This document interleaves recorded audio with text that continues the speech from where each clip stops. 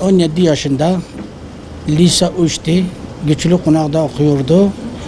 Bir gün Kurban Bayramı oldu. Kurban Bayram'dan bizim köy yakında bir kaplıca vardır. Kaplıcadan o ikinci günü bizim gençler hep oraya piknik gibi gidiyor. O gittikten sonra dedi baba ben de gideceğim. Ben de hadi git bakalım. Gitmiş. Ondan sonra geri dönmemiş, eve gelmemiş. Ondan sonra gitmiş.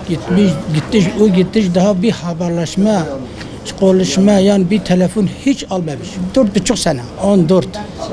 14'te gitmiş. Hiç ne görüşmüşüm, ne o bana aramış, ne ben onu aramışım. Hiç aramamışım, haber de almamışım. Ben de geldim oraya.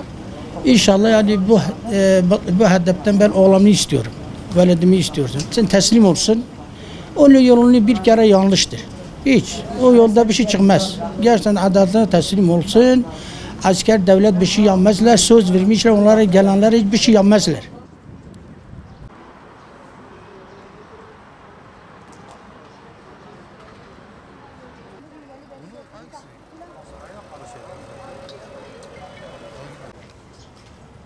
أسرنا خاتمة خدای روزا عیدا یا حاجیانی یا قربانی روزا دوی خرکه کریم گوه سیرانه خدای هدیل من از بریا گوه حوالی من بولکه مو سیرانه کوتاکه کره خواست خورال که مفکر صحوی رابی مگوته چه کی گوه حوالی من بیجو سیرانه از بی و مفکر کریم نهاتیه هنگه هو گره هو ادی که مکبره خواه نی مفکه حوالی بی همیل مالو کره منه چوی خدا کره خواه هدپل خانزه بلا هدپل کره من بینه خودش بی نرازی یه زاروگ خلکل بگی نه خلکه خدا نوری کاری واجبه مرتینه ملازه که وارا ازال دره چادره مگل بریاتا که ازال چادره و قصد ما بکده وارا نمه وارا الماله بزبره